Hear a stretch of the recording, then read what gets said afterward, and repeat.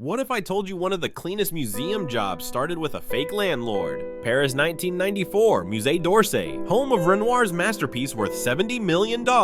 Three men arrive led by Corsican criminal Antonio Ferrara. They rent an apartment that shares a wall with the museum. Inside, they build a hidden room with a bed, food, and blueprints. They quietly drill test holes toward the museum's service corridor. They bribe a contractor for renovation plans and censor schedules. On a Sunday night, Paris is distracted by World Cup qualifying. They climb into the service corridor and cut phone lines. Inside, they wear soft shoes and stick to camera blind spots. At the Renoir, they use a frame splitter to slide out the canvas. In 11 minutes, they are back with the canvas rolled and sealed. By morning, the museum opens normally, the theft discovered hours later. French police form a special unit investigating construction permits and utility records. They find plaster dust with museum-grade paint in the building dumpster. Wiretaps catch talk of the dance painting and the bed in the wall. Ferrara is arrested with blueprints, a museum model, and photos of the Renoir. The Renoir is recovered in a villa, hidden behind a fake bookcase. The most dangerous tool was not a gun but a floor plan and patience.